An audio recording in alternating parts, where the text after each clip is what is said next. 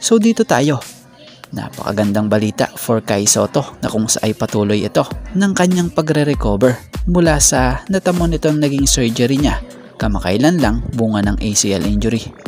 Eto't sa latest update nga sa kanya, patuloy ang kanyang work on his strength and conditioning na kung saan sa latest na inilabas niya sa kanyang IG post kapansin-pansin na mas nabubuo na nga po talaga ang kanyang mga muscle sa braso at maging sa balikat na siyang isa sa magiging maganda ring maging armas niya sa kanyang pagbabalik hardcourt.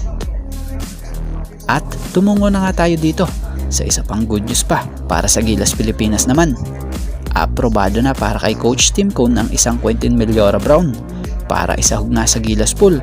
Pero syempre, isa na lang ang inaantay niya at iyon nga ay ang mahatulan ito ng FIBA kung eligible ba siya maglaro as a local para sa Gilas Pilipinas. Dahil para kay Coach Tim kung eligible nga raw po ito for Gilas Pilipinas as a local, hindi na kailangan pang pag-isipan pa raw. Of course, kukunin nila ito. Dahil ayon niya kay Coach Tim sa naging update ng One Sports by Luisa Morales, credit po mula sa sinabi ni Coach Tim sa News 5 by Nina Ongpauco, credit po. Yeah, I would love to have a 6'10" young player coming to the pool. But it's all about the eligibility. That is still part of it. That's not in my control. But SBP and the DFA on whether he is going to be eligible. So bagamat wala pang resulta ang FIBA rito kung pinayagan na ba ito bilang local player ng Gilas or hindi. Sa ngayon maraming mga Pinoy fans pa rin ang nag-aabang na para rito. Dahil si QMB kung mapasali nga ito sa Gilas, ang laking matutulong niya para sa national team. Lalo pat nagre-recover pa ang isa nating big man na si Kai Sotto mula sa injury. Dahil si QMB 6'10" big man ito na may pagka-modern type of big man.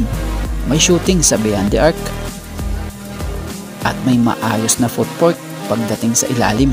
Bukod dyan legit at literal na solid shot blocker to. So kung maisama ito or mailahok nga po dito sa Gilas Pilipinas lineup, lalo na ngayong paparating na FIBA Asia Cup, laking tulong nito sa ilalim bilang rim protector na rin na siyang kakulangan nga po ng Gilas ngayon kung ating mapapansin. So nawa si QMB ay maging eligible sa Gilas as a local player para naman mas bumigat-bigat pa nga ang lineup ng ating national team. At Paul Garcia, grabing athleticism pa rin talaga ang kaya niyang magawa sa kanyang paglalaro. So si Paul Garcia nagpakita nga po ng kanyang kakayanan sa pagdunk sa kanyang pag-ensayo sa Hinebra. So nakakapanghinayang lang ang player na to dahil minsan na rin naman itong nakapagpakitang Gilas noon sa Hinebra na kung saan nakita nyo naman dati yung sipag at hustle niya lalo na sa depensa. May taas itong 5'11" at mukha naman kahit papano itong si Paul Garcia nawa na may mapasama na sa lineup ng Hinebra next conference pag all Filipino na. Dahil itong si Paul Garcia, bagamat practice player siya ngayon sa Hinebra, kita naman natin na may galing din talaga kahit noon pa. Ito yung para sa ating nakikita nating kayang sumabay sa mga maliligsin na player dito sa PBA. Gaya na lamang ni Jason Castro dahil 5'11" guard tapos parang di pa napapagod tapos halimaw pang tumalon, kala mo may spring ang paa. So sana dumating yung time na ito'y mabigyan na ng tsansa na may activate man lang dahil kung matatandaan nyo minsan na rin itong napapirma talaga sa Hinebra ng 2-year deal dahil sa nakakamangha niya ring galawan nung dumayo noon ang Hinebra. So bukod dyan mabalik tayo sa ensayo.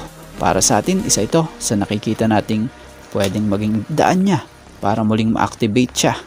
Yung magpamalas muli siya ng husay sa ensayo at mapa-impress nga yung mga coaches ng Hinebra dito. Troy Malilin, tuluyan nang nawala sa team ng SMB. Pero kahit ganon, nananatili pa nga rin siya dito sa PBA matapos itong kuhain ng kampo ng Blackwater Bossing. So itong nangyaring ito kay Troy Malilin, ayon sa balita, ayon sa mismong pinunto ng Spin.ph by Rio Benterado, ipinaliwanag dito na Blackwater was able to acquire Malilin after SMB relegated him to its UFA list, while Malilin was an unrestricted free agent. The Beermen were contractually obligated to pay his salary, thus the added term with rights to receive salary. So nilinaw lang dito na magkaiba yung case ni Troy Malilin kumpara dun sa former Blackwater player na si Troy Rosario. So sa mga hindi familiar kay Troy Malilin, ito'y ang PBA Season 48 draft ng SMB noon bilang pang 35 overall pick sa 3rd round. So bagamat sa SMB sobrang limitado lang talaga ang naging action nito si Malilin, para naman kay Blackwater head coach Jeffrey Cariaso, looks forward ito na bibigyan niya ito si Troy Malilin ng opportunity na makapaglaro dito. Kumbaga, handa ang Blackwater bossing na mabigyan ng break ang nasabing manlalaro. Sa mga hindi nga po nakakaalam, si Troy Malilin ay isang 6'4" forward. So makikita talaga natin kung ano nga ba talaga ang laro nito at kung sino nga ba ang isang Troy Malilin sa court. So abang-abang yan, bagong team, bagong coach para kay Troy Malilin. Speaking of Alex Cabagnot aka Kabagi, so tuluyan ang nagretiro na sa PBA si Alex Cabagnot na kung saan ibinahagi iyan ng team ng Converge sa kanilang social media account na ayon sa post nila, credit po, "Thank you Kabagi. Your legacy remains in the #ConvergeFiberXers. Thank you Alex Cabagnot. #PurpleNation." So sa edad na 42-year-old, si Cabagnot nakapaglaro sa Converge ng 2 conference na kung saan nag-average siya per game ng 4.21 points per game, 2.07 rebounds per game, and 2.36 assists per game na kung saan dito niya nakuha yan ng average niyan sa 14 games niya na nilaro sa Governor's Cup. Pero bago nga siya napadpada sa Purple Nation, unang mas nakilala si Kabagi dito sa team ng Santa Lucia Realtors na kung saan bukod sa team na yan naging part din siya ng team ng Coca-Cola Tigers, Burger King Whoopers, Global Port Batang Pier, pero pinakatumatak nga po ang pangalan niya nung panahong nasa SMB siya at naging part siya ng kilalang grupo na Death 5 na kung saan dito niya nakamit din ang pagiging 9-time PBA champion niya sa kanyang PBA career na kung saan nakakuha pa siya ng PBA Finals MVP taong 2017 PBA Commissioner's Cup.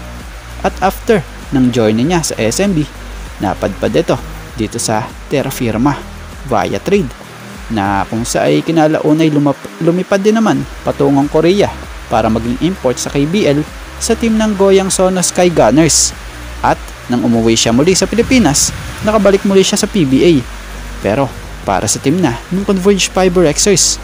At ngayong retiro na nga po siya sa paglalaro, pinasok naman niya ang coaching job na kung saan si Alex Cabagnot magiging assistant coach na para sa UE, University of the East, na kung saan kasama niya rito ang ilang mga former PBA player din at head coach na si Coach Chris Gavina.